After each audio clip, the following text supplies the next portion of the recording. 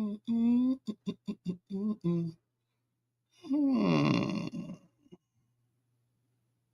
Hmm. So what shall I do? I guess that's what I should do. Hmm.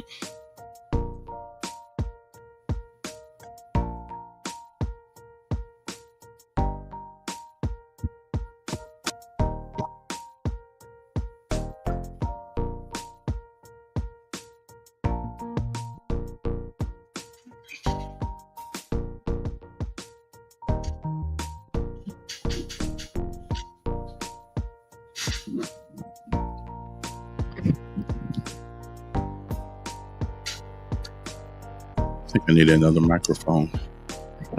Maybe I think I do. But hey, it'll do for the time being.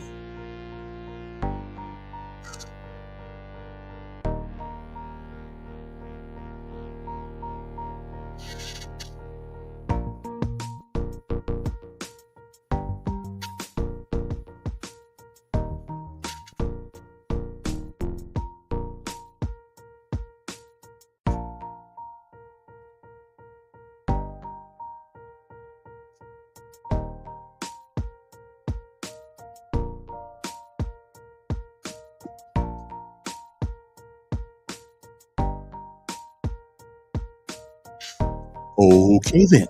It's time to rise and shine once again. Of course it is. Anyway, good morning to you. It is the 23rd day of July, 2025. It is a day that has never been, and it is a day, believe it or not, that once it's gone, you won't ever see it again. It is a once in a lifetime deal. You don't get a do-over. You don't get it back. You don't get to summon it from the past. You don't get to come back and do all the things that you should have done already. And you certainly don't get a chance to come back to undo the things that you do. So whatever it is that you do with this day, the 23rd day of July, 25, make sure that if tomorrow should be, you'll be proud of what you have done on this day. Next up, it is our daily bread. Got to get a word from on high to get the day started. Okay? And again, it is a great day, an outstanding day to be alive. We'll be back.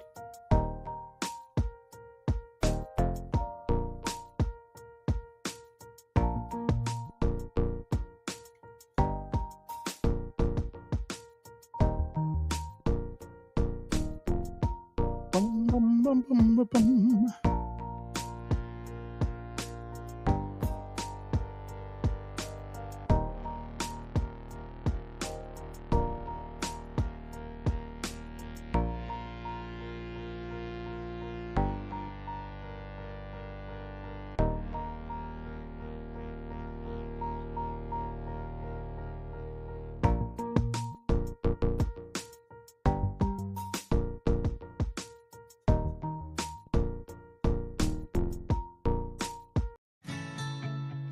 God delights in saving His children. Our Daily Bread. Today's encouragement from the Our Daily Bread devotional was written by Kirsten Holmberg. Kirsten writes, I scanned the water intently, on alert for signs of trouble. During my 6-hour shifts as a lifeguard, I watched from the side of the pool to ensure the safety of those swimming. Leaving my post or even becoming lax in my attentiveness could have grave consequences for those in the pool.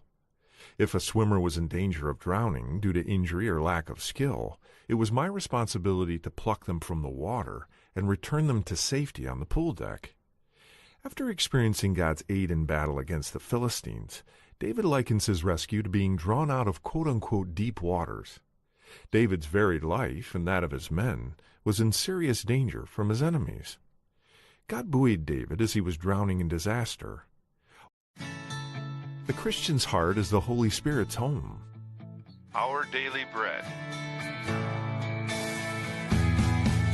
Today's encouragement from the Our Daily Bread devotional was written by Ann Cetus.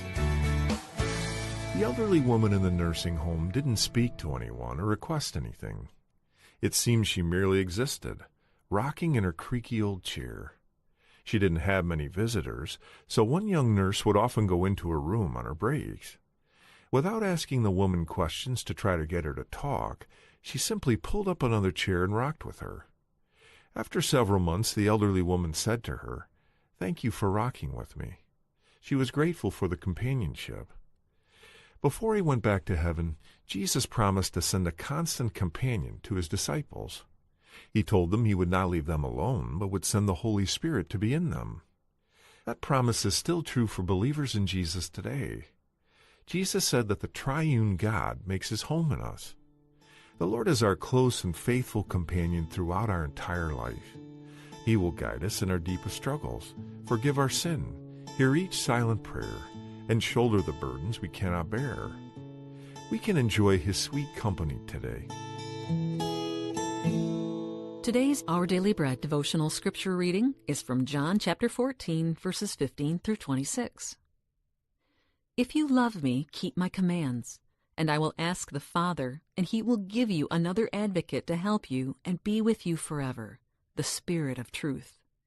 The world cannot accept him because it neither sees him nor knows him. But you know him, for he lives with you and will be in you. I will not leave you as orphans. I will come to you. Before long, the world will not see me any more, but you will see me. Because I live, you also will live. On that day, you will realize that I am in my Father, and you are in me, and I am in you. Whoever has my commands and keeps them is the one who loves me. The one who loves me will be loved by my Father, and I too will love them and show myself to them. Then Judas, not Judas Iscariot, said, "But Lord, why do you intend to show yourself to us and not to the world?" Jesus replied, "Anyone who loves me will obey my teaching. My Father will love them, and we will come to them and make our home with them. Anyone who does not love me will not obey my teaching. These words you hear are not my own. They belong to the Father who sent me. All this I have spoken while still with you. But the Advocate, the Holy Spirit, whom the Father will send in my name, will teach you all things and will remind you of everything I have said to you." That's today's scripture reading from John chapter 14, verses 15 through 26. Dear Heavenly Father, thank you for giving us your Spirit as our constant companion, Lord. We are strengthened, encouraged, and led each day. In Jesus' name we pray. Amen.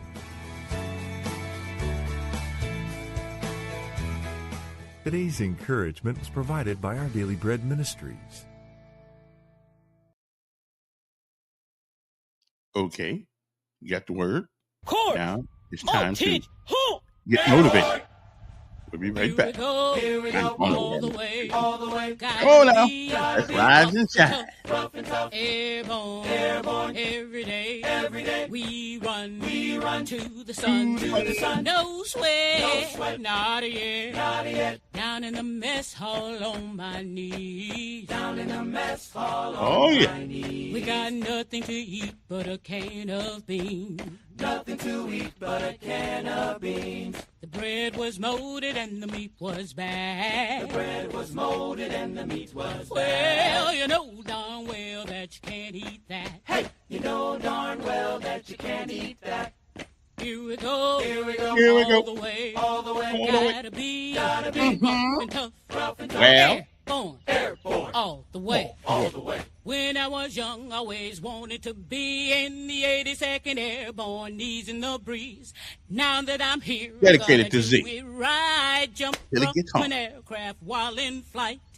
All the way, airborne, airborne, all the way, driving on, driving on.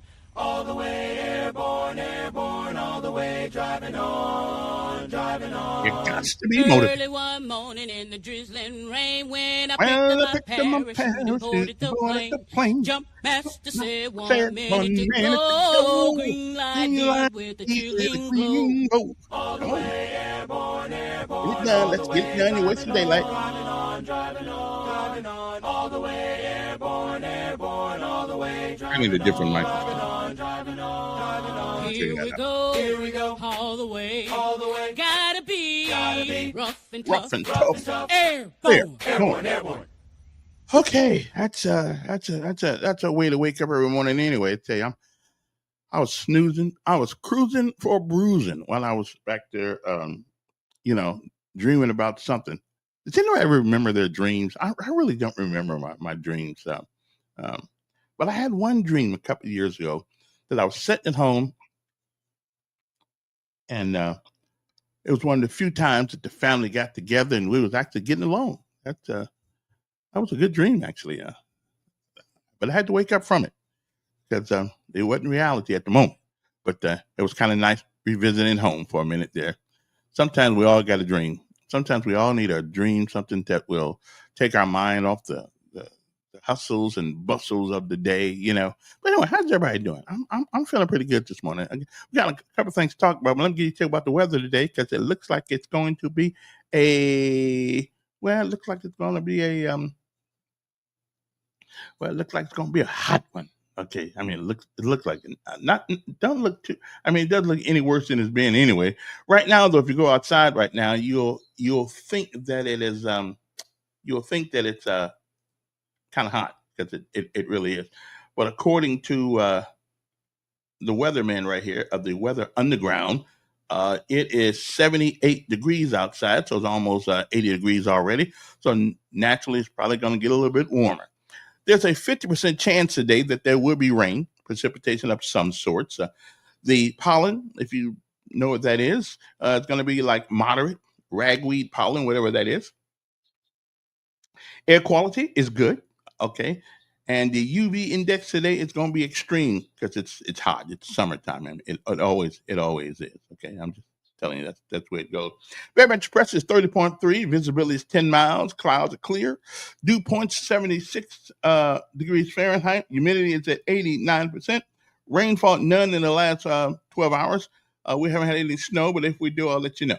Okay, I'm thinking. So that's the way it goes. Now, the high today in the history of the high today was 99 degrees. Didn't tell me what year it was, but it used to be. The low today, believe it or not, was 76 at this time. Okay, the average for this day is 94 degrees. So we're gonna see if we say, but the record high was 105 degrees. I don't know what year that was when it happened. That's just what the almanac says. So. Yeah, I'm glad I was in Indiana somewhere when that happened. Okay. All right, then. So that's your weather for today. Again, 49, there's a 50%, 49%, 50% chance of rain today. And so just carry your umbrella in the back of your car or something like that. Okay. Again, today, partly cloudy with afternoon showers and or a thunderstorm. High 94 degrees, winds east northeast at 10 miles per hour. Again, chance of rain 50%. Tonight, 32% chance of precipitation. A shower or two is possible this evening with partly cloudy skies overnight, low near 75 degrees, winds east to at about 5 to 10 miles per hour. On tomorrow, at least that's what the guy says anyway, uh, 46% chance of precipitation. A 46% chance of precipitation, partly cloudy, and afternoon showers or thunderstorms, high around 92 degrees. Winds east at about 10 miles per hour, and a chance of rain tomorrow, 50%. So we're probably gonna have a little bit of rain. That's cool though. I can live with that. Okay, you can handle a little rain. I mean, you know, the good Lord never said. He said it'll rain on the just and the unjust. Okay, and that means rain. That means even in life that happens. Those things happen. Anyway, good morning to you. How's everybody doing this morning? I'm doing pretty good. Now, first of all, let me give you the lessons of life today. I keep forgetting to put it up there. The lessons of life, and these are the things that you learn as we well, you learn as we live. We learn certain things. There's only certain ways to learn certain lessons of life, and that's to live them. Everybody else, everybody, you can't learn what you don't learn.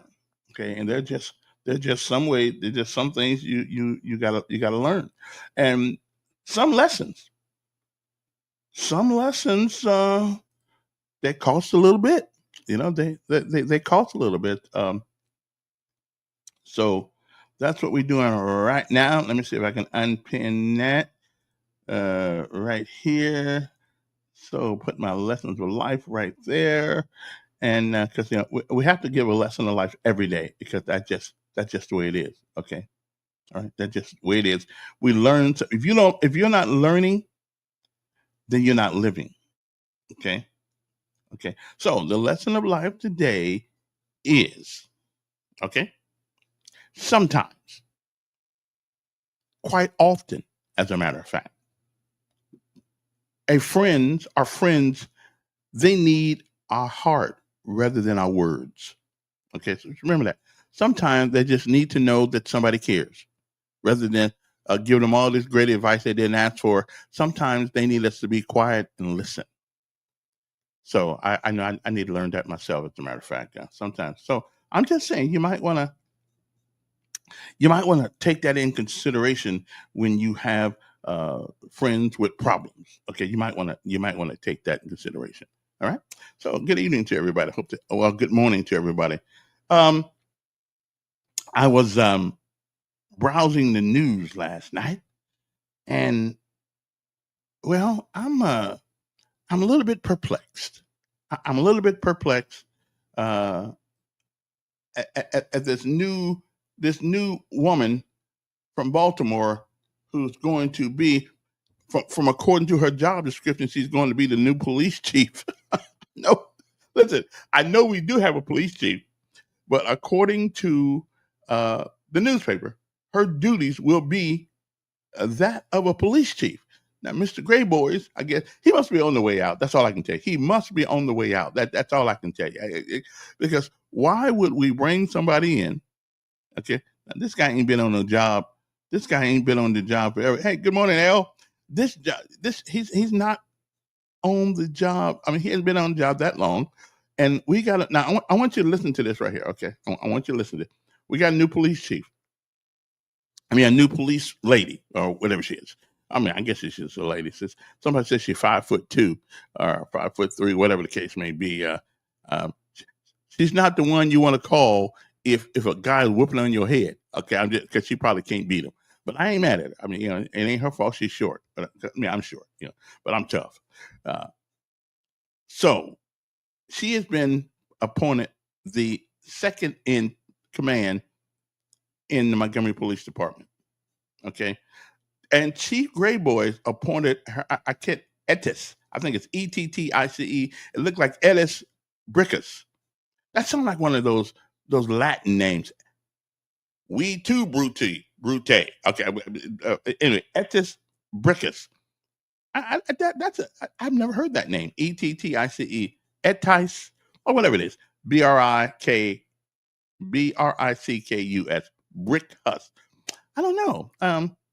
But anyway, she's here, and according to and she's been here. As a matter of fact, we just found out the other day, but she's been here. She's been at a couple of city council meetings, things of that nature, and people wondering, and the mayor has a way of doing things really without informing people till after it's been done. And I mean, give the rest of the city council a little respect, can you, Mayor? Let them know it. So when I call them up on the phone at night, um, uh, let them know what the hell's going on. Okay, I'm just saying. I realize you're the mayor, but according to Montgomery Advertiser, here is her job. Now, you tell me that this doesn't sound like a police chief. So the question on the table this morning is Gray Boys on the way out? That's the question. He's a good guy, seems to me, but is he on the way out? Okay. Montgomery Police Department Chief James Grayboys appointed Ettis Brickus. I tell you, that don't sound like a Roman name. I never heard one before. As the new chief of staff. Nothing wrong with the chief of staff. Everybody needs one. But here is where I become a little bit confused about the new police person. Okay, now here's where I come a little bit confused right here, because in her job description, She will oversee daily operations, policy development, budget administration, and strategic management for MPD. Does that not sound like, okay? Does that not sound like the police chief? Okay.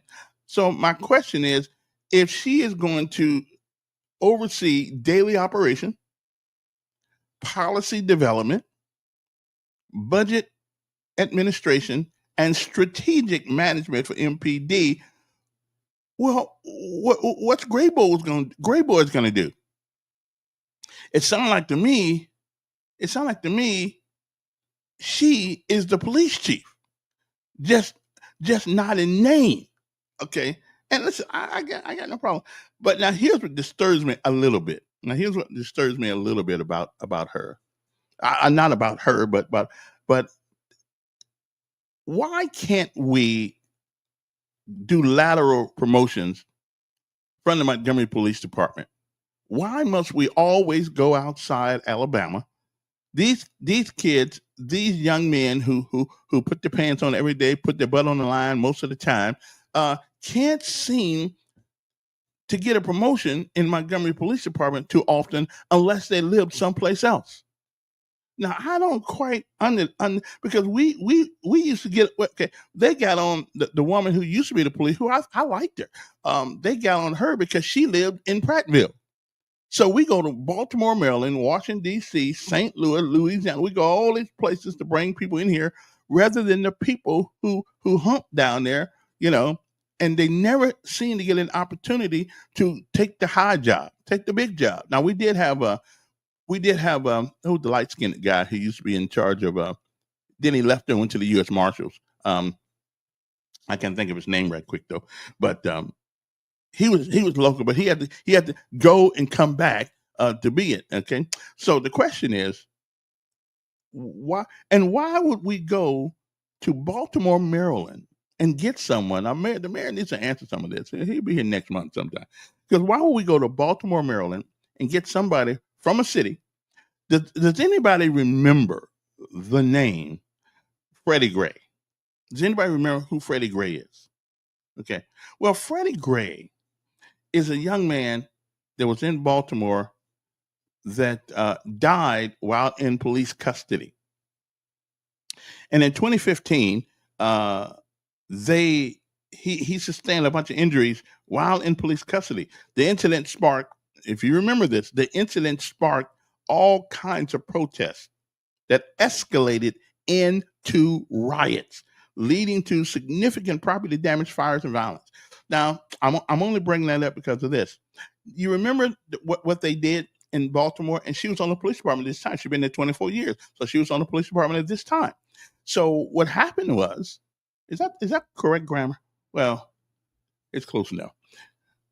What happened, this guy dies in police custody, and the citizens want to answer. Now, I will admit to you, some citizens can be a little rambunctious, and they can be not necessarily good fellows, but they started rioting, which is not the first time that we've had riots in cities. New York, Harlem, Los Angeles. We've had them. But here's the one thing that the mayor of Baltimore at that particular time did that I've never heard any mayor doing. Okay, they may have been thinking it, but they certainly never did do it. They never said it. Okay, anybody remember? Okay, and the mayor at that particular time was Stephanie Rawlings Blake. Okay, and during a press conference, she said she wanted to give protesters space to destroy. Now, later on, she came back and said, well, I didn't really mean it that way. Yes, she did. Yeah. If you was in a certain part of town, you could destroy things. Okay. So I'm trying to figure out what was her policy? What was her position in 2015? As she said, she's been there 24 years. So 2015 was 10 years ago. 10 years ago. What was her position? And she'd been there, I don't know, 14 years by then? Or somewhere around there, 10 years, something like that. But anyway, so why do we always seem to go get people? And I don't know anything about her. I really don't. I'm not. I'm not too hot on a 5'2", 5'3" woman as police chief. Anyway, it does not give us the. It does not give us the the optics that I believe are necessary for a police chief. A guy of strength, no nonsense. Now she may be, but these little fellas around here ain't paying much attention to a woman that's 5'3", 5'4", whatever she is, short. And used to be years ago, you had to be a certain height in order to be a policeman. And there was a reason for that because you need to be big and bad if you're going after the bad guy. So my question to the mayor is, why a woman who's on a police department back in now I know she wasn't in charge. To be fair to her, she wasn't in charge, but I hope that philosophy does not come with her. Okay, so if people start rioting, people start raising hell, then we're just going to give them a certain part of the city where we can raise hell on, and that's what happened in Baltimore, Maryland, with her police department at that particular time. Okay, she wanted to give the protesters a space to demonstrate, and it was tearing up things. She later clarified. Now this is the mayor, not the police, not, and she might as well be the police chief. Again, did you hear what her duty is? What her duties are? Okay, so essentially, she is going to be the police chief. Okay, a woman who came from a organization, City of Baltimore, that thought their mayor thought the people had a right to destroy things. Okay, now one thing about Democrats, most of them think alike. Okay, I'm just saying, Uh, but the mayor later said, well, they misattributed. She didn't mean to say what she said. My problem is that she's a woman. Look, listen, there are some women that can. There are some. My problem is that she's a short woman, and a short woman can't beat a guy. You can't. It ain't gonna happen. Okay, now you can shoot him. That's true. You can shoot them. I don't think women should be police chief anyway. To tell you the truth, I just not unless they MMA, let's say MMA fighters, are former Army Airborne Rangers or something like that. That they can get you down without killing you. So I'm just saying, but that's just my thing. There's some jobs that are made for men and some jobs that are made for women. And we keep running this experiment. We go to Louisiana. We get who's the guy we brought up here? Was that Finn? Somebody came from Louisiana who had already had problems down there. We brought him here. There's been a couple of people that we have brought up here that had issues. The question I have: if her responsibility is what the newspaper says, why do we need to be paying gray boys?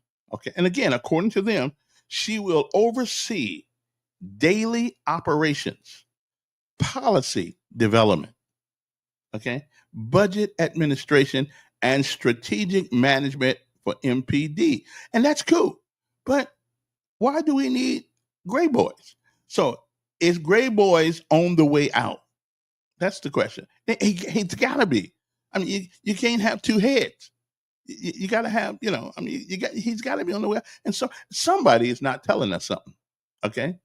And how come and she's been here for a while. How come the mayor has not come to the public and told us that this is happening? Again, she will oversee daily operations. Well, what the hell is the police chief for? Policy development. I thought that's something that the police chief handles. Budget administration. Well, but that's what he does. And strategic management for MPD. So can somebody please out there tell me, what does the police chief do if she's taking over all his duties? Okay. She's taking over all of his duties. So why do we need him? I mean, I'm just saying, cut the budget, get rid of him. Okay. I don't know the brother too well, but I've talked to him once or twice. But again, does that not sound like a police chief to you? Okay. Police department Chief James Grayboys appointed Etis Brickus as the new chief of staff. Okay, and she will oversee. I'm perplexed by this. She will oversee daily operations, policy development, budget administration, and strategic management for MPD. So, can somebody tell me when is Gray Boys leaving? I mean, he don't have a job anymore. So when is he leaving?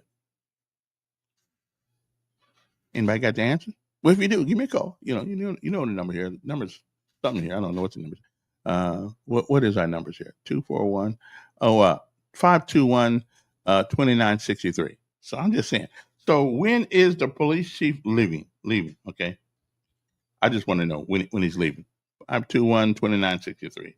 Because somebody, okay, won't be there long. Okay. Not if, in fact, um, this is her duties. Okay. That's like replacing, that's like giving the, it's like giving the company commander, giving the platoon sergeant all the responsibilities of the company commander. Well, that means that the company commander won't be there long. Okay, that's what I mean. He's on the way out. Okay, that's all I'm saying.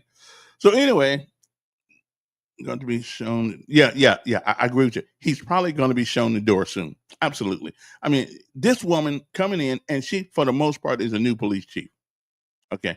Now we had a woman, acting police chief, and we got rid of her because, for what I understand, there's a couple other reasons too, but for what I understand, because she lived in Prattville.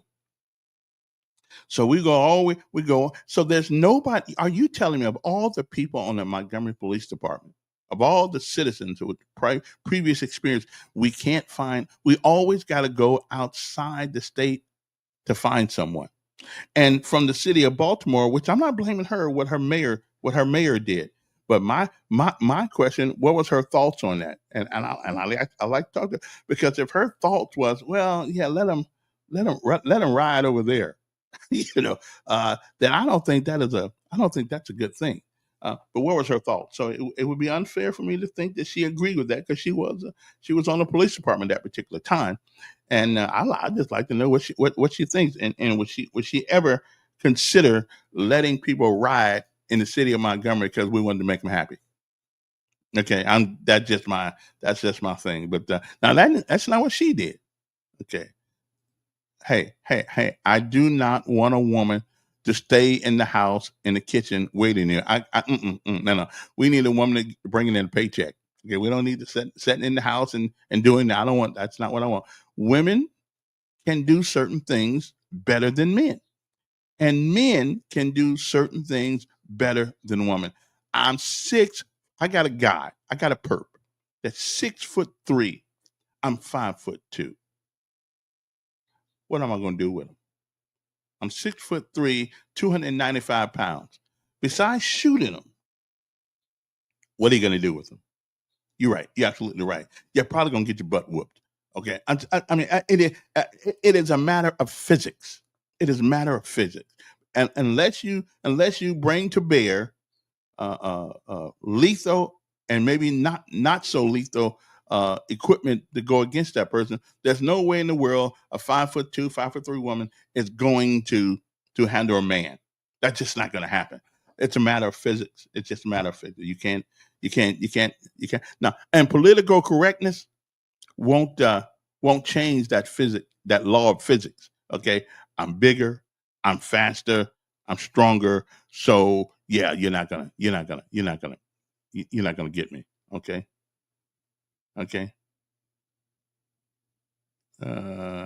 My number is right there. It's right down this. Oh, there it is right there. It's right down the screen. That's the number right there. I think my number is working anyway. I think it is. Let me see. Yeah, I think it's working.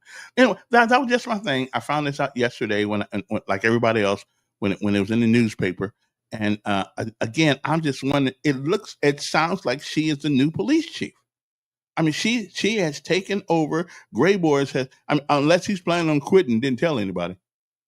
Uh, so again, I just think we ought to have a conversation. Why we got to go to these high crime cities and get their people? Because right now, Baltimore at one point was the murder capital of the United States. So of course we most of our Democrat cities take turns in having that moniker. Most of them take turns. Washington D.C., St. Louis, Baltimore, Maryland, Philly. I mean, we take turns doing it because there is a philosophical principle by which these people live by, and one of those principles is that because your daddy wasn't there and your mom had to work two jobs, then we understand why you tore up the city, why you did what you did. Okay, and I just think that's not good. Okay, okay, yeah, I got it, man. It's right there. You just all you gotta do is just call the number there, and it's at the bottom of the screen. It's at the bottom of the screen right there. So all you got to do is call it. You can text me 334. What is my text number? 334-922-3030. Anyway, I just thought it was an interesting. And I talked to a couple of city councilmen, and some of them said they didn't know anything about this woman. So she comes in, and again, why do we always seem to do things under the cloak of darkness around here when it comes to and why do we have to go outside Montgomery, outside Alabama to get somebody? No wonder we can't find anybody to want to be a policeman in the city of Montgomery, because the chances of you moving up and taking that job as police chief after working your butt off for years and years and years is kind of slim to none. Because the policy around here is that go someplace else and find somebody else to take over the job. And I just think that really is an insult to the young men and women who put their butt on the line every day, not to have the opportunity to run that house. I mean, so every time a job comes up, we go all. And I know people say, well, we gotta ask, we have to go other places to see whether or not there's somebody else that's qualified to do the job. Now, I like to see a law that says that. Okay, I like to see a law that says you cannot hire from within. Okay, I just like to see that. Sheriff Cunningham came from the Montgomery Police Department. My good friend Mickey McDermott, big time lawyer here, came from the Montgomery Police Department. So obviously, we have people that are capable of doing that job, but we just don't seem to want to give it to anybody locally. So why in the world would I want to get a job where the chances of me being promoted to the top dog is not too good? So I'm just saying, are we saying that our people here in Montgomery, and I say our people now because I've been here 34 years, so I lived here longer than I lived any place in town in the world. So this is my home. This is my home for the time being, unless I decide to move. Which I'm getting too old to move now, so I'm gonna stick around right here. Although I was offered a job the other day in Missouri, I was, but they told me they wanted me to be there in 2 weeks, so I couldn't go that far and that fast. So I decided to stay in Montgomery. Okay, but I was headed there, but and the money was right. The money was right, but I didn't. I had to pack all this stuff up and go over there. I don't want to do that. Not in 2 weeks anyway. Now, if they give me like 90 days, I probably would have did it, but not 2 weeks. I ain't gonna cut it. Anyway, good morning to you. Hope this day finds you well. We were just talking about the new police chief. That's not really a police chief. She's a chief of staff, which is the same thing. Okay. I'm just saying. And who's this guy? Virgil Tips came back from Philly to be the head detective. Yeah, I'm Chief Gillespie. He did a night. But yeah, I hear you. I hear you. Yeah, okay. That was the movies. But it does seem that we overlook our young men and women here who are doing good job. I mean, we had a woman, and I'm not against women leaders. Okay, I am against short women in roles that require some physical agility and some physical ability that men can provide and women can't. It's not that I'm against women, because the woman that we had we had two women police chief since I've been here. One was what was her name when I got here in '91? She Pearl, was it Pearl something? And I don't know what she's doing now. The former police chief of the Montgomery Police Department now is now the head of, and I went out there to see it, head of the police at the VA. I said, okay. And it's not good. And we talked a couple of minutes. I said, she's doing well, as a matter of fact. So it's not that I'm against women, but I'm against women who no way in Hades can do the job that it takes, has the strength that it takes to handle a perp. They can't do it. Now you can shoot them, you can tase them. That's true. You can do that, but I don't know if that's the only way we want to do it. Okay. So, and listen, Greg said, little man don't want law enforcement. He wants social justice warriors. And, listen, I hate to go there, but it certainly does seem that way sometimes. We want somebody to take in considerations, the political considerations of law enforcement. Then we won't put people in jail who are obviously breaking the law on these major highways around here. Panhandling, when the law says you clearly cannot do that, but they do it anyway. He don't want to arrest people. Listen, I got a heart too. Okay, I got a heart too. The guy is down on his luck, trying to get $1. I got a heart too.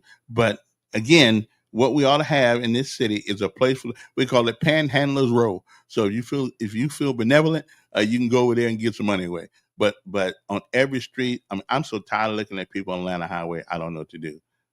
Atlanta Highway, right there on Ann Street, on the Southern Bypass or the Eastern Bypass, it's just getting old. And I don't know who's using that guy that's in the wheelchair. Somebody's using a guy that's in the wheelchair, and we found out that there's somebody putting them out there to sort of lean on our emotional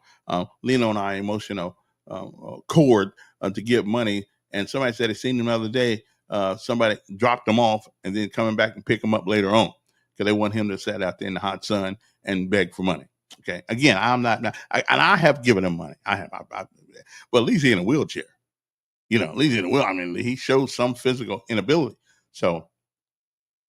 But anyway, it does seem like we want social justice warriors as policemen and not necessarily people who put a foot in your tail and say, get on up the road. I'm all for that because some people need to be smacked. Okay. So you can give those people on Federal and Ann Street that's panhandling $1. They will leave in a Mercedes park in another parking lot. I've seen that. As a matter of fact, one day I'm sitting in Walmart, right? And a woman's out there with a baby. Now, who can turn down a baby? Who? Well, I can. Yeah, I had no problem passing up. But first of all, you shouldn't use your baby out there on the road. Now, they didn't have a place to stay and stuff like that. Women, if you got a child, there's somebody in this town, there's some organization in this town that would help you. But to come out there with your child and then getting your Mercedes Benz, using that child as a prop, I don't like that. But I saw it one day that happened. Riding in a better car I'm riding in. But anyway, the number's here just in case. Okay, so nobody's upset about I'm not upset about her being here, but I am somewhat upset that we can't seem to promote our own people. That's the part of this whole quagmire. We can't seem to promote our own people. So why would they want to stay here? Every time a good position comes open, we want to give it to somebody else from another town. And it's always a Democratic town. Towns that have histories of crime and stuff like that. And New Orleans. Oh man, they was under the government control for so long. I don't even know if they still are. So it seems like we can't. Can we just get somebody that's a mean son of a gun that believes in law and order? Okay, fair but tough. Because right now we need to. Well, what's going on in this city? We need to put on a tough veneer. We need to put on a veneer that is impenetrable. We need to to look like we tough, even though we may not be, but we need to look like it.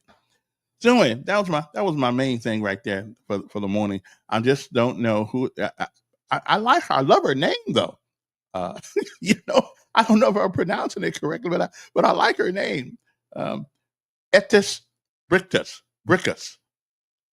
I don't know. Etticebrickus. Etis Brickus. Okay. The new chief of staff. Now, and my only problem with her is this: she looks like she's taking over the Montgomery Police Department. Okay, which somebody's got to have it. I'm with you, but why not just so the case is Jane Grayboys, is he leaving? Okay, that's all I want to know. And he puts her in the chief of staff position because it's easier to transcend from chief of staff to police chief than bringing her on as a regular. And she does have 24 years of experience. I'm not gonna, but she don't have 24 years experience in Montgomery, Alabama. Okay, uh, Baltimore's a whole different world. So again, Montgomery Police Chief James Grayboys has appointed Etis Brickus as the new chief of staff. Okay, which I like that word. I like that. That's good. Um, and here are her daily. Her job will be to oversee daily operations, which is a job that goes to the police chief.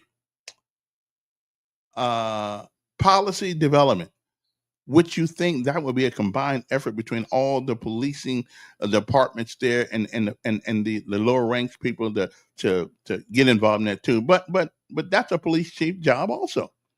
And budget administration.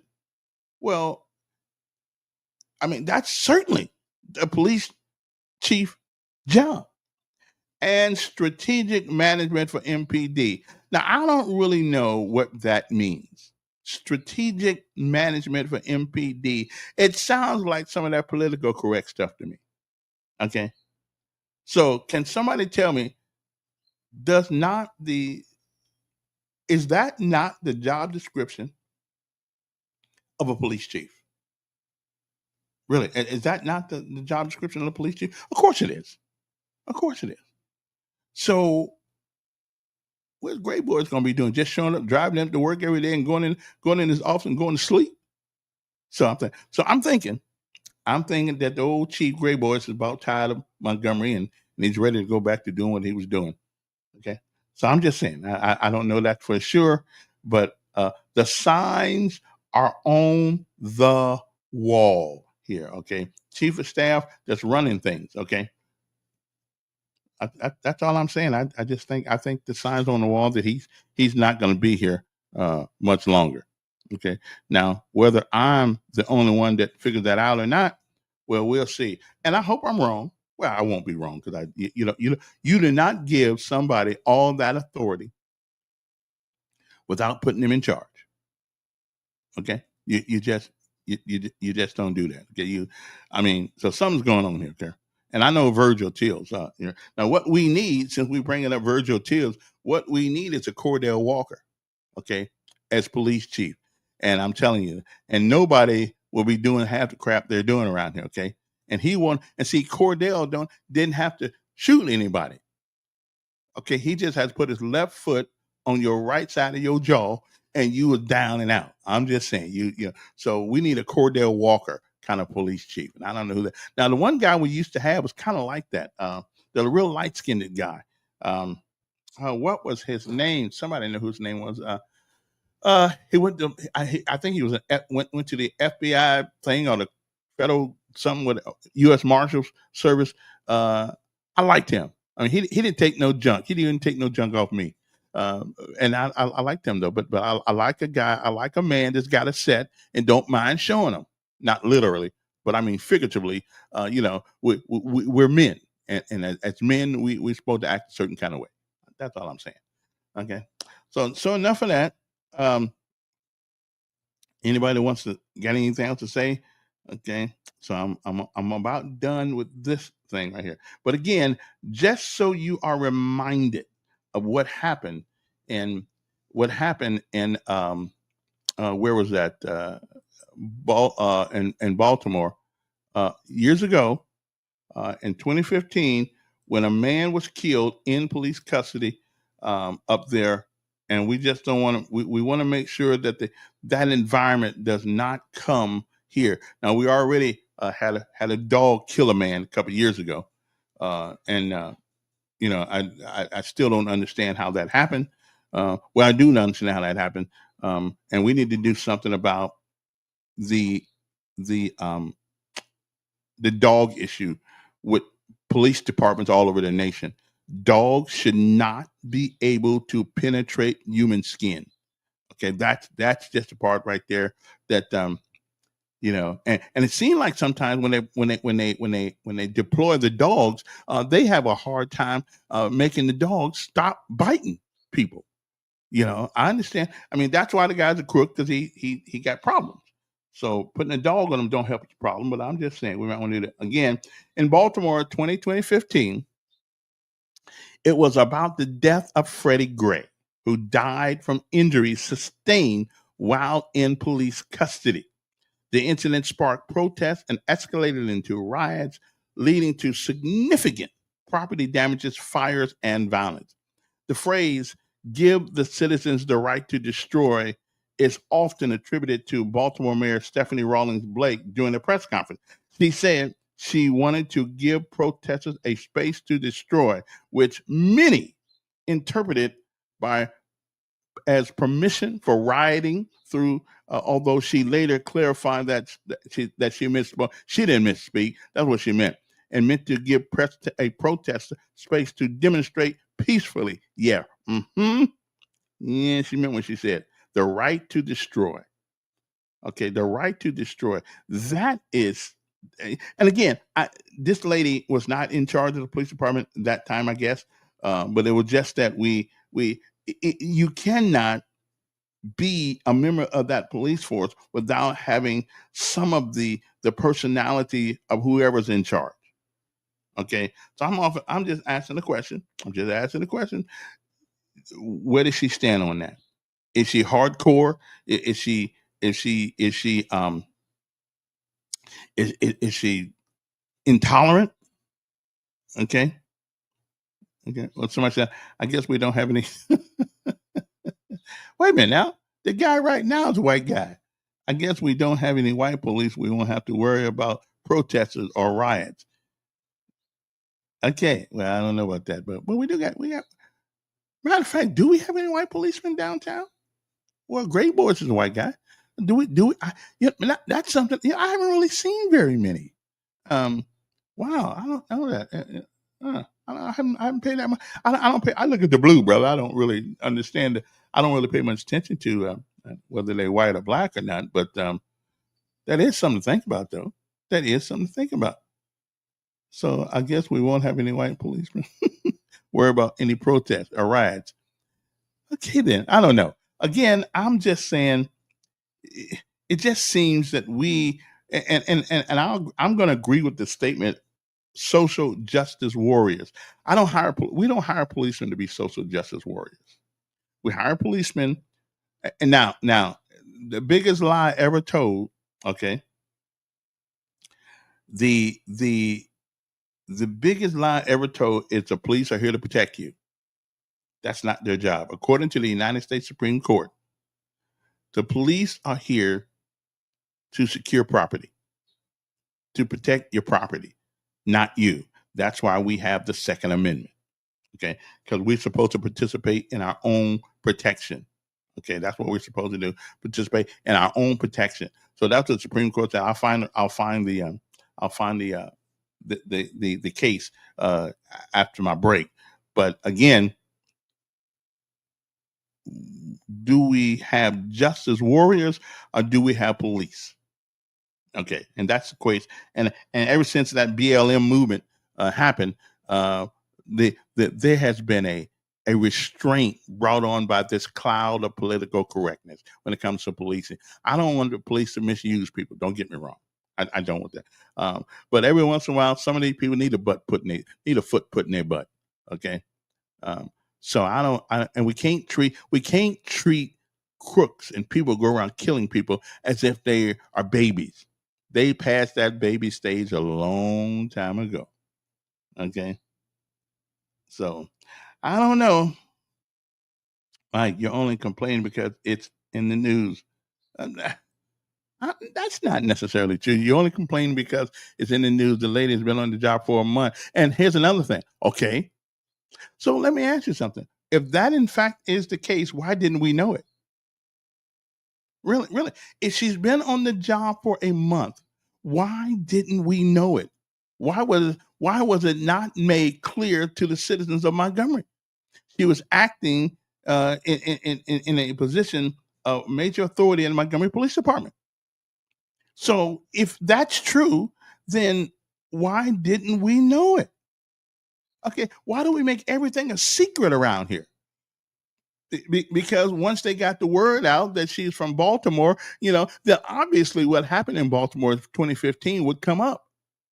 Okay, I mean, if you're going to make the big decisions, then be ready to come up with some big answers. And if the mayor says, "Well, we hired her because she was the best person out there qualified," which I seriously doubt that, but okay, whatever whatever they are, whatever qualification they're looking for. My problem is that we used to hire people that were at least 5'9". Okay, now we hire little bitty people who don't have the physical ability to handle a perp if she was confronted with that. And at least not all by herself anyway. Now, if you're tough as I am, you get out there, you'll scrap with them. But anyway, from the environment where she came from, okay, that's my problem. I don't have no other problem though, with her. Good morning. Good morning, Kevin. How you doing, Pretty sir? good, pretty good. Another beautiful day. To be in the neighborhood, absolutely. Absolutely. You know, and there was a text there on Facebook, and it's kind of reference. When I was in store management, district manager, regional manager, they always said, train your replacement. Well, because if you're a store manager, you want to be a district manager, well, then who's going to step into your shoes? And so you looked at your assistant managers and other personnel, and you groomed those persons to be able to do the job. And it was always, okay, before you ever became a store manager, you were doing all the activities, the same thing as a store manager. So that way, it's kind of like a 4x100 Olympic race. mm-hmm. You want to seamlessly pass that baton. So there is no drop in performance. And for whatever reason, this is just my opinion, the current police chief, he said, okay, I look at all my senior management here, police officers. And for whatever reason, he says, okay, there's nobody here that qualified, even with maybe some training, to step into the role that I'm doing. And so that's why, more likely, he reached out and looked at the different people. I'm sure this was not the only individual that they looked at in this position. And let's just be honest, he would not have made that appointment, that hire, unless Mayor Reed has already signed off on it. Oh yeah. Listen, I'm sure the mayor had a hell of a lot to say about it. He had the final say so. I mean, let's be honest, because in essence, you're talking about when the current police chief's going to be out. Within a year, 2 years top. Or less. I mean, that just you don't give all your responsibility. A year yeah. would be on the outside. Yeah. And so he's going to let her run the department for all its practical purposes. He's going to give her counsel, see how she's doing. I would do this differently. Maybe how about look at that? And so he has, and Mayor Reed has hired the police chief's replacement at this point. And so she's just got to get in there and learn the personnel, learn how it operates, maybe make some recommendations. Because let me tell you, the police chief's going to say, okay, you want to go this route? Is this going to hill that you're going to die on? Okay, that's your decision. If it's good, great. If not, you're going to be held accountable for it. Now, my question would be, and like I say, we have a lot of great police officers there in Montgomery, without a doubt. And especially if they've been there 20 years 25 years, 15 years, they've gone to hell and back with Mhm. all the things that have happened with poor morale, constant turnover, and stuff like that. But then it goes back to over the years, why have we not been training replacements in-house? Exactly, exactly. I mean, and Baltimore just does not have the the reputation that would give me the confidence Confidence. that Yeah, somebody from absolutely. there would be able to run our police department better than the people that are here. Now, the one thing I would say about the Baltimore Police Department is a much larger police department.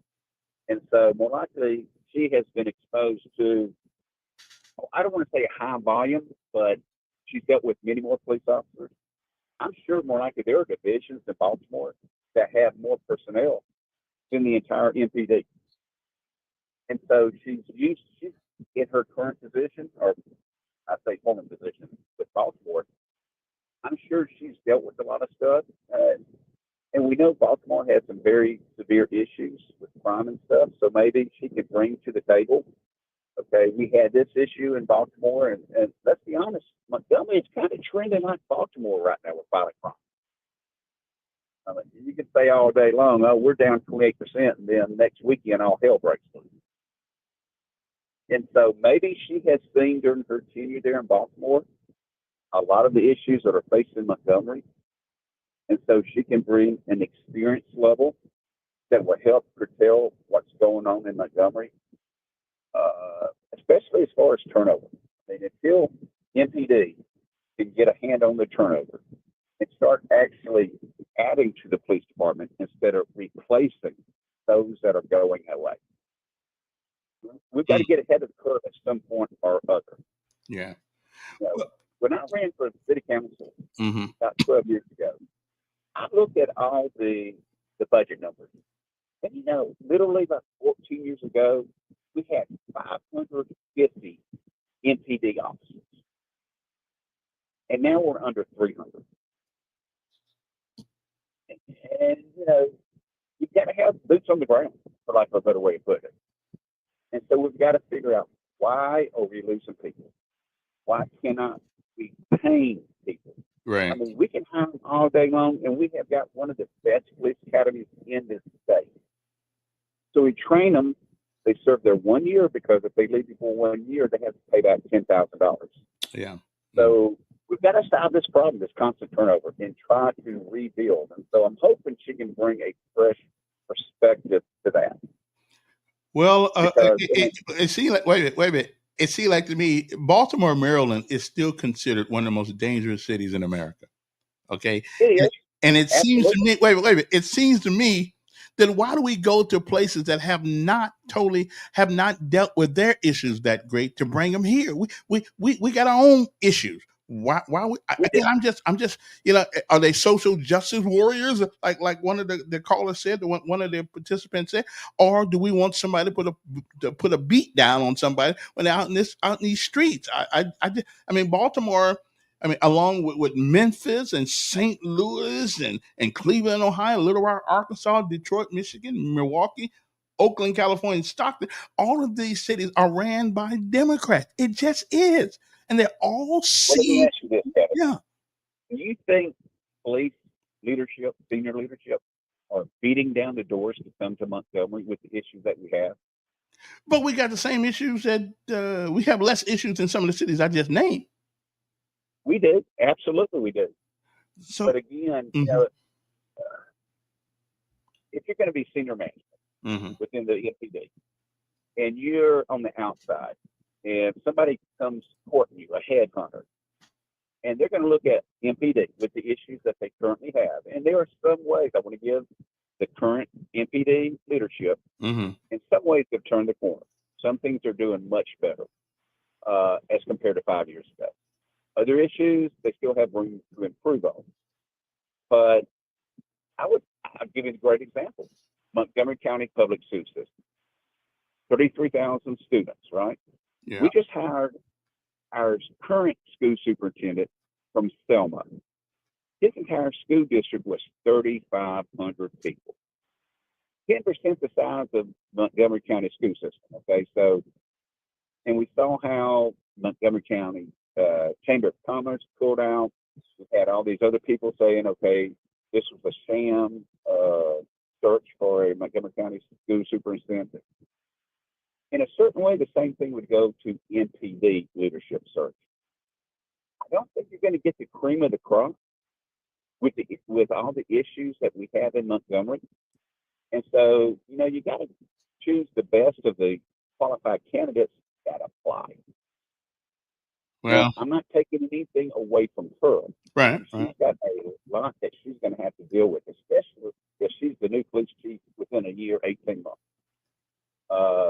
But yeah, she's the replacement. The only question is when. And I hope she can do good. I mean, for Montgomery's sake, I hope she can do good, bring the leadership that they need. But only time will say. Only time will tell. Well, all I can tell you is that Baltimore, Maryland is considered the number seventh dangerous city in America when it comes to violent crime. And again, we need to. Why can't we get somebody here that has had a proven record of slowing that crime down? And Baltimore is always in the top now, and most of the cities in the top 25 bad cities in America are ran by Democrats, just about all of them. And there's a philosophical issue there that permeates the culture, and which is why we can't seem to. And that issue is that everybody's a victim of the past. Nobody's responsible for where they are in their lives today. Everybody's a victim. And as long as you have people telling people every day that somebody putting you down, you don't have, you quit school in the 9th grade and you wonder why you can't get a job. Why you got 8 kids by somebody else and you can't figure out where your money is. I had a guy, there's something wrong with the philosophy of those people who believe in that philosophy. There's something wrong. And all 25 cities are ran, and unfortunately, most of them are populated by the majority of black people. And I'm just saying and it's not the people, it's the philosophy. And that's why I say that the leadership of any city is responsible for the environment by which we have, and we are growing homegrown crooks. Well, I'll say this, Kevin, and the only reason why you go out of house to hire somebody is because you have not developed somebody in-house to step into those positions. Yeah. And so that can go anywhere from the police chief to the majors to the department heads, whatever the case may be. Yeah. There must be, I would think, my 20 years of management experience, you're not developing your people. Yeah. Well, thank you, Kevin. You have a blessed day, sir. And again, my problem is that she's been here for a while. Well, then why I got to find out in the newspaper, Montgomery Advertiser? I mean, why we got to find? Why hasn't the mayor made a public announcement of this person being here? And some of the people I talked to on the city council didn't know exactly she was coming. So our representatives are blindsided by the mayor often. And I like the mayor. But the leadership, the policy issues over down there, it seemed like our city council most of the time is on edge with the mayor. I mean, it doesn't seem like a harmonious relationship where the mayor is going to let the people know. Again, we go to Baltimore, Maryland, and get somebody to sit here in a city that's notoriously known for its high crime and its murder rate. They're number 7th in the country, as a matter of fact. So Montgomery is not even in the top 25, even though we do have too many people getting killed around here. And again, it is a philosophical issue. People believe certain things, that they are victims and they're not responsible for what they have to do, and so we end up, and if you look at all the cities in America, okay, name me three past chief. Okay, you had who was the guy before I got here? Wilson. You had Wilson. You had the woman. You had Finley. Wilson, Finley. You had, and there's a guy who went to the U.S. Marshals. I remember him. I can't think of his name though. Um, let's see. And who was here right after Finley? We had Finley, and the woman. What is her name? She's out of the VA right now. I mean, I remember, I know them. I just can't think of their name. We get rid of them quick around here, you know. So if Montgomery elects a Republican mayor, you know, that's let's listen, Marcel. You bring up an interesting question. I don't think it's got a whole lot to do with the person that is mayor. Let me say that. But I do believe it has something to do with the mentality of the mayor, whoever that person is. If all you do is make mural, and it's not all he has done, so I'm not going to say that. But if you constantly remind people of the past, if you constantly tell people how bad they got it because it was the fault of somebody else, then at some point you're going to lean on that, and so you're going to lean on that, and you won't make an attempt to elevate yourself above the fray. Okay. And she is she is chief of staff that has all the responsibilities of a police chief. Okay, at least according to the Montgomery Advertiser yesterday. So essentially, she's going to be the police chief. Okay, maybe not in name. Okay, but and get you back to you, Marcel. There's a problem if the formula is bad. Okay, then the results are going to be bad.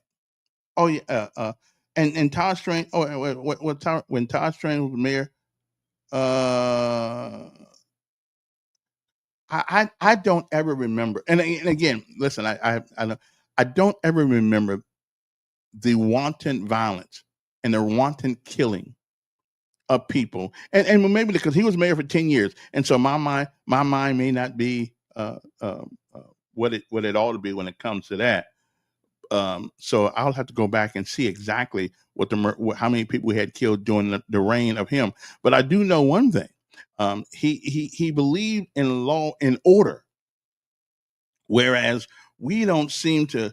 We Democrat mayors just don't seem to believe in it. We make excuses for it.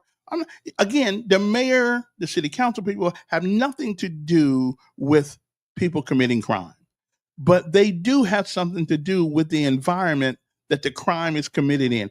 If you listen, we got people that went on YouTube with a world renowned reporter and just said what they was doing.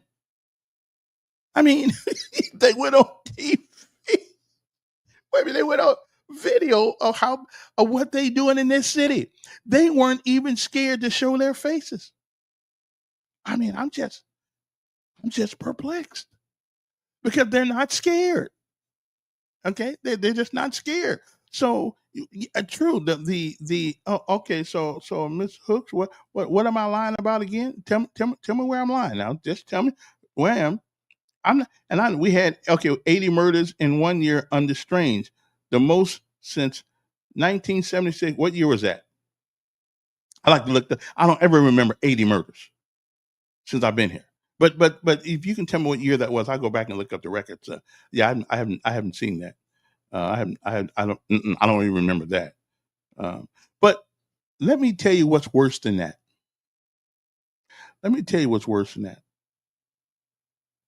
Highest under Strange was 50. Okay, and it's still too many. But let me tell you what's worse than the numbers is that we have people around here that are willing to do it.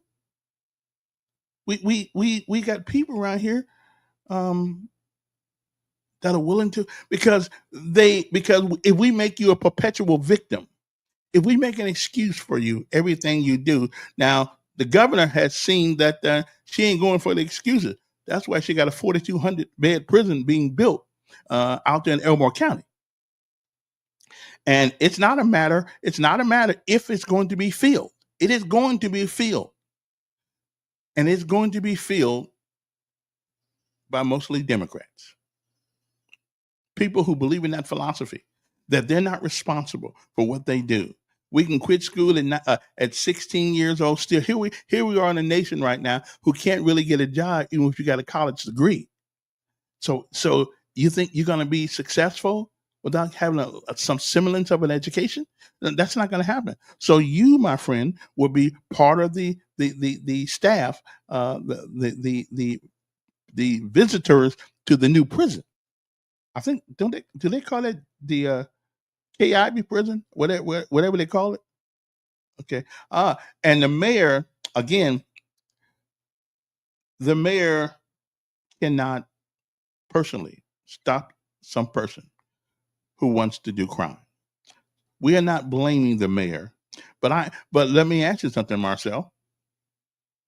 Why are we paying people if the same things?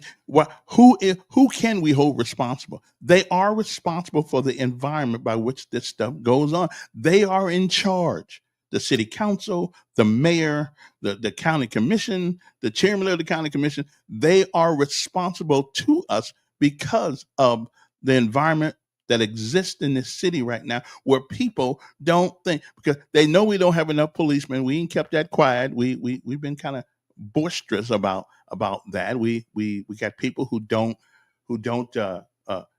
they listen to the radio like everybody else does. They look at the newspaper like everybody else does. They know that the chances of them getting caught is not very well at the moment because we can't seem to find enough policemen to want to do the job. So if the people that we hire, that we put in charge, if they hold no responsibility for the environment, not for the actual crimes that crooks do, then why are they there? I mean, why are they there? Okay. Again, why are they there? Why did they say vote for me? Okay. Why are they there? If we can't hold anybody responsible, then we can save some money in the budget and just don't have a mayor or a city council. We can just take that money and maybe give some kids a job who won't go out there and do wrong things. I'm not sure. I don't know. But anyway, listen, man, it's late. I gotta take a break. Y'all hang loose. I'll be right back in a minute. I gotta take a break because y'all got me messed up this morning. Again, the question is, and we started this whole thing off. We essentially got a new police chief, but nobody really knew anything about it. She'd been here a while. The city council members I talked to last night didn't know exactly what her job was till last night. And again, let me tell you this: her job, according to the newspaper, she will oversee daily operations, policy development, budget administration, and strategic management for MPD. Does that not sound like the police chief? Okay. Does that not sound like the police chief? Yes, it is. It's police chief.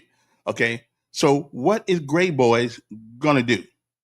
Evidently, this woman is taking over his job. Okay. I'm just saying.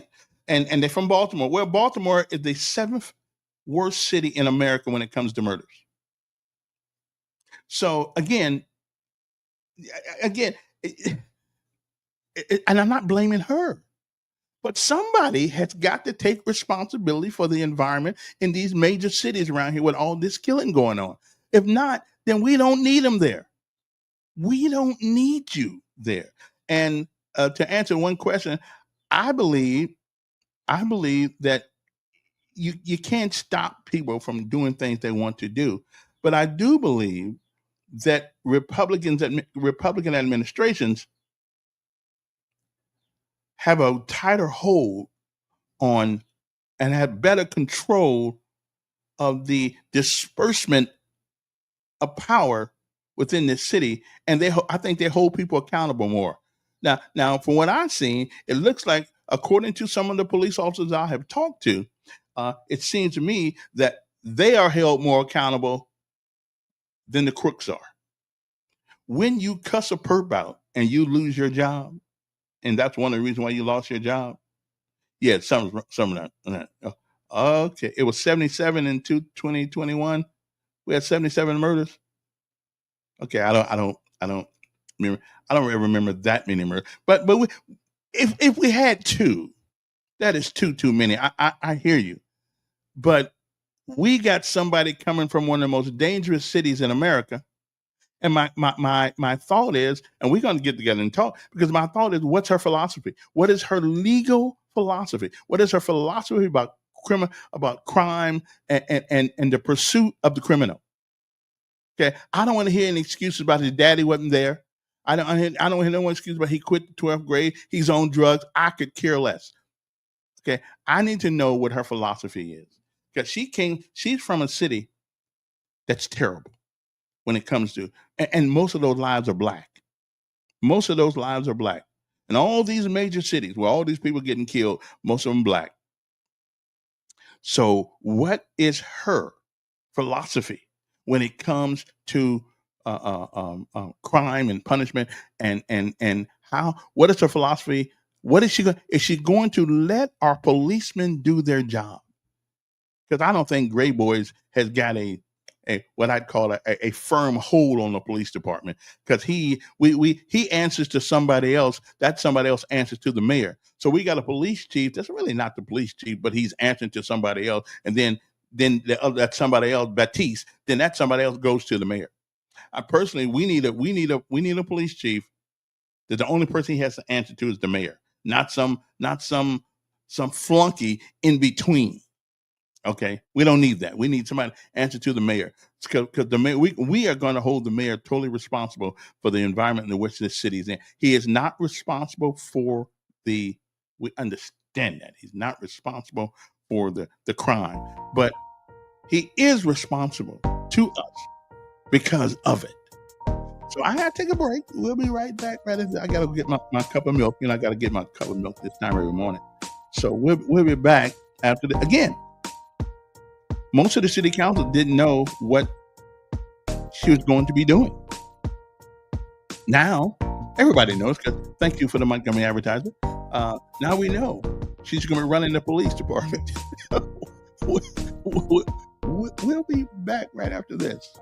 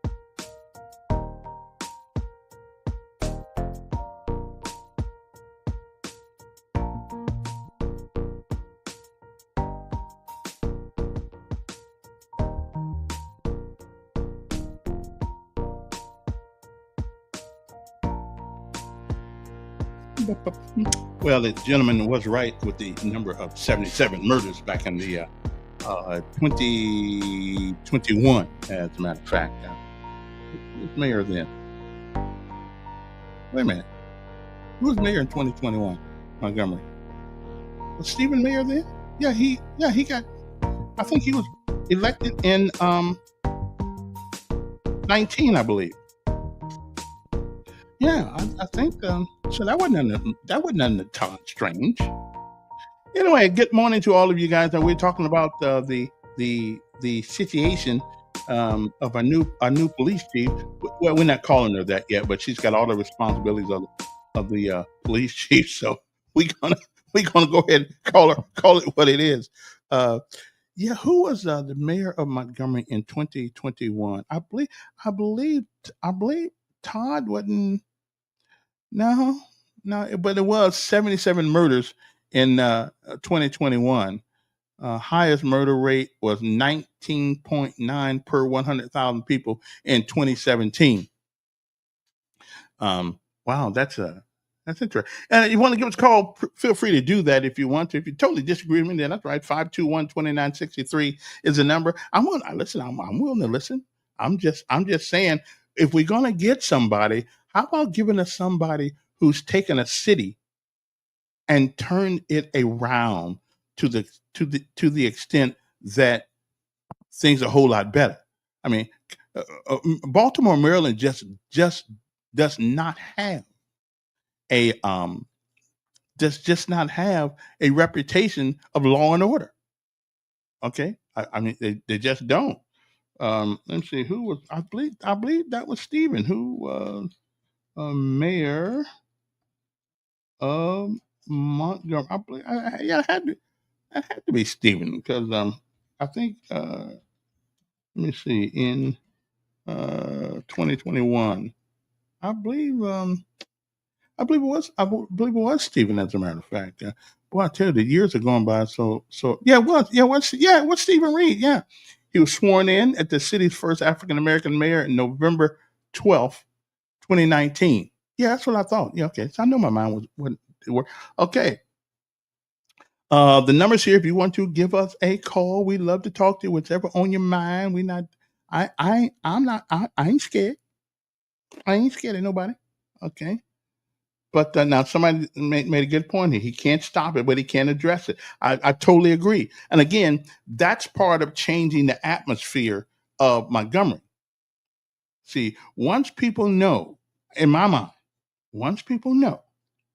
that we're not gonna, we'll do our best not to put up with this stuff, and there will be severe consequences for you for engaging in this type of behavior. That's part of changing the culture in Montgomery. But if we don't say anything about it, well, then people are going to take it's like your kids. If you ever had a child, Z used to do this. Z used to jump on the couch, right? He used to jump on the couch and just keep jumping. He'd look over there at me. I didn't say nothing. He kept on jumping. He was waiting for me to say something. And when I didn't say something, then he kept on going. Well, grown folks are the same way. If going down Ann Street every day at 100 miles an hour, if nobody ever stops you, well, you won't be stopped until you create a massive accident or you die, because nobody said anything to you. And grown folks ain't no different than kids. Sometimes we figure what we can get away with. Montgomery Police Department reporting 497 officers in 2009 and 499 in 2015, despite a budget cut from $45 million in 2013 to $44.6 million in 2015. Okay, that's a lot of money. Yeah, so nobody's blaming the mayor. Let's just say we don't blame, but somebody is responsible to the citizens for the environment by which we live in. Okay, those are the people who get paid for it. They get paid to change that environment. Okay, I mean, Sergeant Elkins, yes, First Sergeant. How come Jones can't pass that PT test? Well, he just kind of slow, First Sergeant. Well, no. Sergeant Elkins, your job is to make him faster. Your job is to get him to pass that PT test. Yeah, he grown. He is. He's grown. Yeah, but he. Yeah, my job is still to make sure he is prepared for the job and which is at hand. And right now, that job is that PT test. Because if I don't get it done, if I don't make sure that Private Johnson is passing that PT test or Private Elkins passing that PT test, I'm going to be a private right down there with him. That is called accountability. You can't take the leadership roles, the privileges of it, and not the responsibility of it. Okay, it is they come as a pair. Okay, they come as a pair. So anyway, so 77 murders, the highest, and it was 2019. And I'm not blaming Stephen for that either, because he just got elected. But something happened in that time. And it seems that every time we get somebody black in high office, we got to act crazy. It just seems, not all of us, of course, because I don't act crazy. But there's a cultural philosophy that's messed up. Now, me personally, I think I think if in Montgomery, Alabama, we ban rap music, we'll be a whole lot better off. We ban rap music and don't drink nothing higher than wine. That's right, wine. Okay, and I ain't too crazy about wine. I never had it, but it don't look like it do us any good either. So get rid of alcohol and get rid of rap music, and all you can play is Nat King Cole. Yeah, I think we'll.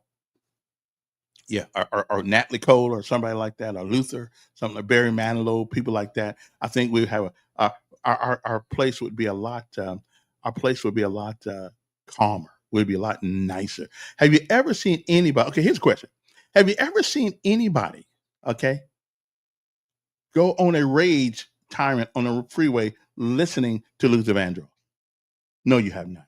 Okay, no, you haven't. You haven't seen that. Okay, Montgomery homicide numbers in the 20s and 30s under Farmer, and are those numbers considered safe? Well, listen, if you're one of the ones, if only two people died and you're one of the two people, it's terrible. It is terrible for anybody. Nobody's making excuses. Nobody's saying that there's a number that we want to reach. How about none? How about nobody gets killed? Okay. How about nobody gets shot? Nobody gets killed. Maybe a traffic accident or two, but how about we just don't have it? And we can do that, but we have to change the environment in this city, and that environment change has to come from the top. I don't care if the mayor has to get on TV every day, have a press conference every day, say we coming for you. We are coming for you, and we're going to put your ass in jail. Okay, I mean, we need that message needs to go out. And this gun thing, where everybody can walk around with one. I mean, people who can walk. I just don't believe. You can never make me believe that our founding fathers wanted people with no responsibility to be trained or anything walk around with guns walking down the street. I just, this gun culture in the South just absolutely, but I realize now. Don't get me wrong. Since everybody's carrying one, you haven't seen you. I would say you have a right to you have a right to protect yourself. No doubt about it. That's why I'm thinking. I think we ought to do like Kennesaw, Georgia does. That everybody by law must have a gun in the house. I'm with you. And I think crime rate would at least go down when it comes to people trying to break in your house or not. But we need to do something, and somebody's got to be responsible for that. Somebody has to be responsible for that. Okay, so we can't keep putting people in office. Okay, so what do we do? Somebody has to be responsible to us for the environment that lies in this. And it ain't just here. It's not just here. It's every major black town in America where this violence goes on, overwhelmingly killing black people. Okay? I mean, the Ku Klux Klan done took a break because they don't need to. We're doing it for ourselves. There's a philosophy. There are philosophical principles at work here that are not doing us very well. They're just not doing us very well. You're not a victim. Now, people in their 70s, 80s, and 90s, they were victims. They were denied the opportunities to do all the things that they thought they may wanted to do. They were denied. There ain't no doubt about it. And the way they were treated, I wouldn't have blamed them for shooting somebody. But there is nobody my age and below that can honestly look in the mirror and say it's somebody else's fault. Because if America was really that bad, why do so many people come over here, even illegal people come over here and seem to make a living for themselves? Now think about that for a second. You born here, you're a citizen, you know people, you got cousins, uncles, aunts, whoever the case may be, and you can't seem to make it. But people who come here with nothing but a dream often do better than the people who are here. So I'm wondering, um, well, somebody said according to my logic, the case for using your logic, Montgomery was never safe. Listen, there's no city. There are some cities safer than others by numbers, but as long as you got, there wasn't two people. There wasn't but two people with Cain and Abel. There were two people, and I believe it was Cain who killed Abel, or Abel killed Cain. So as long as there have been human beings on God's green earth, there's always been somebody willing to take another somebody's life. It's always that. Okay, but I'm telling you that it has proliferated to the point where we're not even phased when we hear it anymore. We're not even and does anybody realize that we lost almost 200 people in Texas? We're so used to people dying in this country that there should have been the lowering of all of our flags in this country for all those people that died in Texas. But we're so busy dealing with the folks that are dying around us until we haven't had the opportunity to take time out to understand the gravity and the horrific death toll that happened in Texas. Because we are too busy trying to survive in our own cities. This country should have got down on their knees and thank God that it didn't happen to us. I don't remember that many people dying at one time, except in the Titanic, and of course Hiroshima and Nagasaki. Outside of war. But we don't. We haven't even had time to think about the travesty, the tragedy of what happened in Texas, because we're too busy ducking and dodging and hoping we don't get shot walking out of the house. We don't. That's how bad it is in this country right now when it comes. And listen, I'm all for the Second Amendment, but there's nowhere in the world. And 9/11, that's right, not 9/11, and 9/11, but 9/11, I would consider that part of the war thing. We went and took care of some business on that one. But you're right, 9/11 was terrible too. But outside of 9/11, all of these people getting killed in this raging water in Texas is one of the most horrific things that has happened in this country in a long time. And we haven't. I don't think we as a nation. I don't think we have given it a reverence and our solemn. I can't. It's such a terrible thing to me. I can't come up with the right words for it. It broke my heart. It just broke my heart. Those kids and I'm only hoping that a lot of those people, and they were there on religious retreat, and I'm only hoping that nobody Nobody gives up on God because they were at a religious retreat and this terrible thing happened. I don't know why God allows things to happen. I don't have a clue why he allows things to happen. But things do happen. They do happen in our lives. And all I say is just pray and thank God it didn't happen to you. But we haven't, as a nation, and I'm disappointed. Now Trump did go to Texas, but I do believe that we should lower our flags half staff to pay tribute to all of those young people that died. Not in a war. Now, they didn't die in war, but they dead just the same.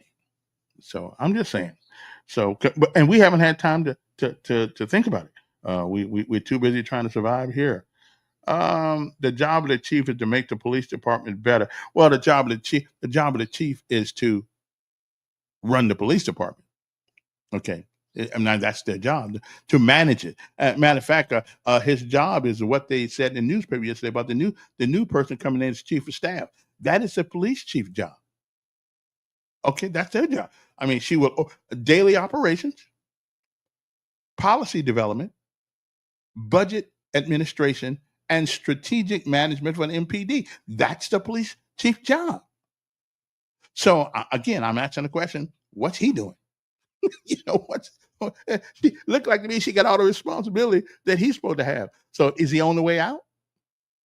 I think he is. I think he's about ready to be gone. Um, I don't know why, but that's just the way it goes. That's the way it looks to me. But again, yeah, I think we all know.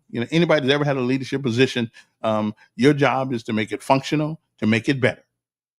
Okay, so okay then. Montgomery homicide number in 20s and the 30s under former, are those numbers considered safe? No.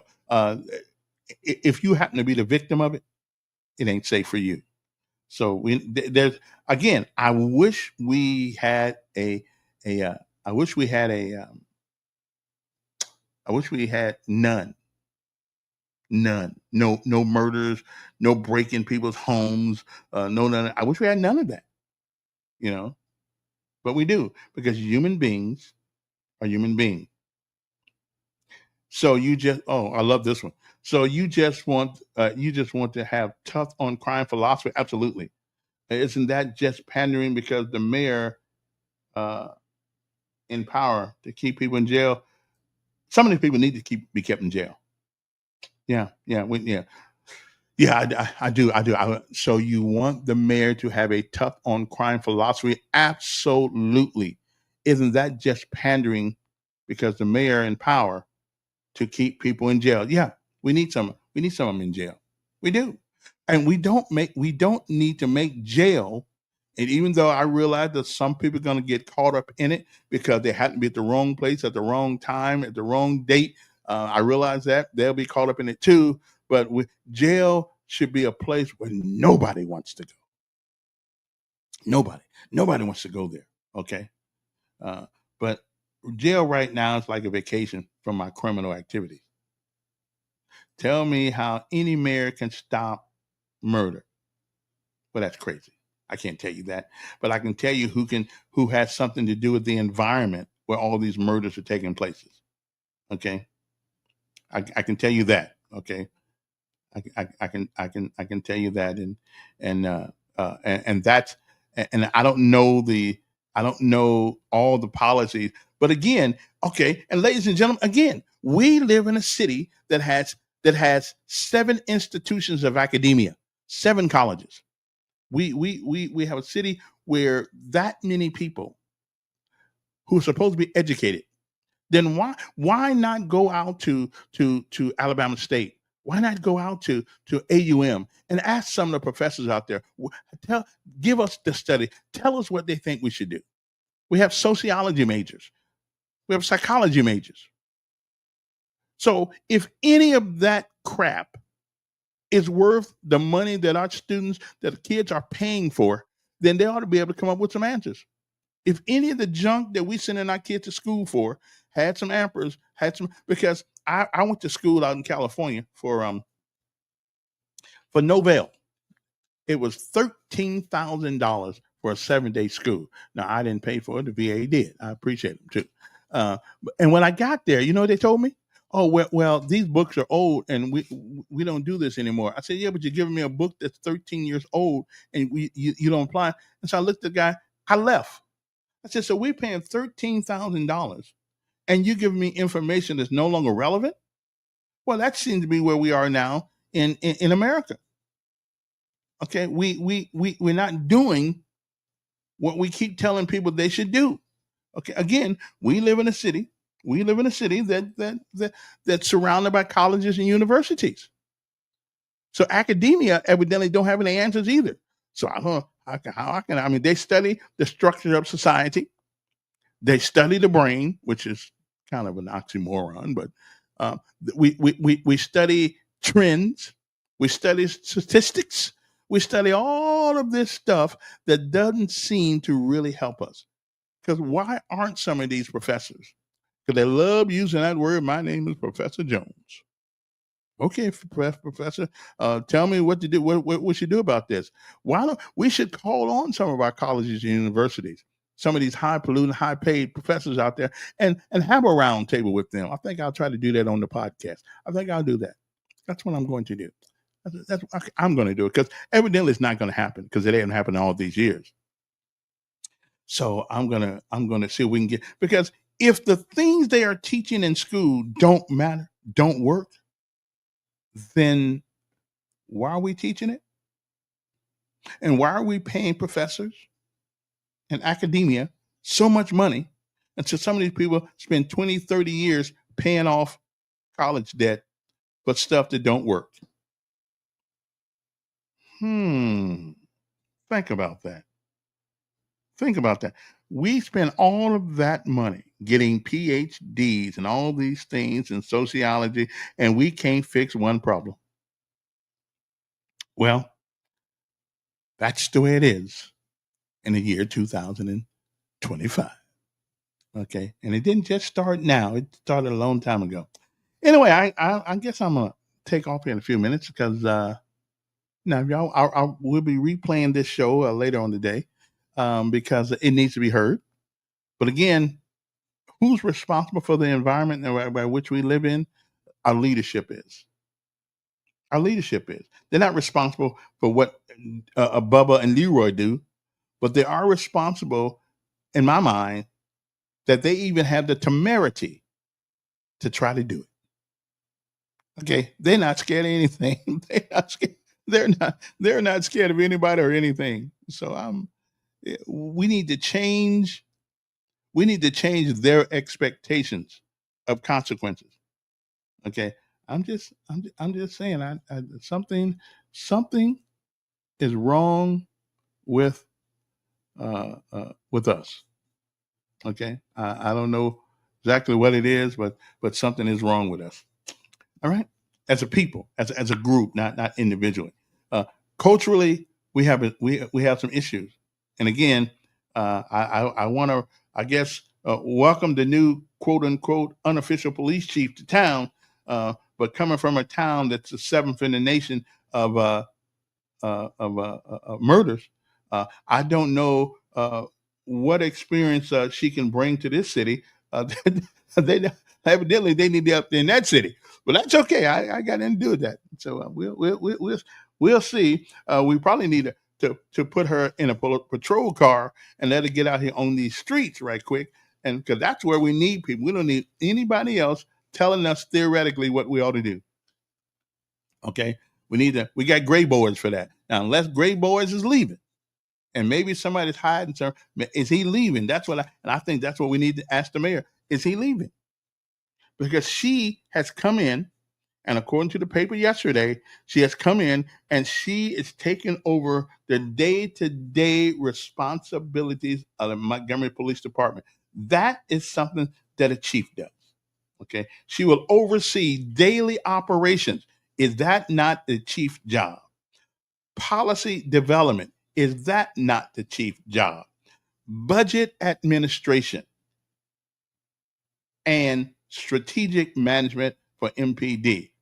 So can somebody tell me what's left for Grayboles to do? Okay. I know, probably have a cup of coffee with the mayor and go down and sit down and say, yeah, boy, this check sure feels good. But anyway, that's just me. That's just one black man's opinion. And that's all it is. But again, why we keep hiring people from other places whose record is no better than ours? As a matter of fact, Baltimore's record on these kinds of things is worse than ours. So I don't know if her, that's a city where the former mayor said that she wanted to give people a place they could destroy things without repercussion. So that's okay. I just want to know what her philosophy is on crime suppression. Okay, I just like to know. Maybe I'll get a chance to talk to her. Who knows? I could be all wrong about it, but I'm not wrong about the. I'm not wrong about the where they stand nationally when it comes to crime. And Baltimore, Maryland, is one of the worst cities in this country when it comes to crime and murder. So, but maybe she learned something while she was over there and she wants to implement it here. I'm not sure. But anyway, I gotta go because it's time for me to go. Man's gotta go have a bologna sandwich or something. But anyway, thank you guys for tuning in, and maybe we'll get some more. I'm gonna see if I can get some of these professors. Take one more call. One more call here. Okay. Hello. Hey, Kevin. Yeah. Hey, listen. You right about Baltimore. Mm-hmm. They're having a lot of problems right now. I don't know if you probably have seen. I don't know if you know. The police allegedly shot a guy who just all he does is shot and killed him. All he does is sell drinks and stuff like that in the neighborhoods. Right. Everybody knows him. And the police killed him. And they're not offering any kind of explanation right now. And they're fire hot right now about that. Yeah, and we got in Baltimore. Yeah, we got something happen in Homewood, Alabama. Homewood. Yeah, Homewood. Yeah, they play Aaliyah's playing games with that cam, that body cam. And I mean that's obvious what's going on with that. But I think what they should do is they should get a forensic scientist and check that videotape. Yeah, because if they're trying to doctor it up, they're not going to be able to get away with it. Okay, hey man, I got to appreciate you, and right. we'll talk more. Anyway, my time is up. Yeah, Baltimore is not the greatest place to live, but we'll see what our new quote unquote police chief, assistant chief of staff, whatever she is. But looks like to me she's got all the responsibilities of a police chief. Anyway, we'll see you tomorrow. The good Lord says the same. Have a great day. And don't forget, Friday, we're going to be doing the podcast from Veterans Wellness Center in the afternoons, talking to people out there, and we'd like you to join us. Okay. I got to go, though. See you later. And it is not the falling that gives you the strength. It is getting up every time you do. We'll see you.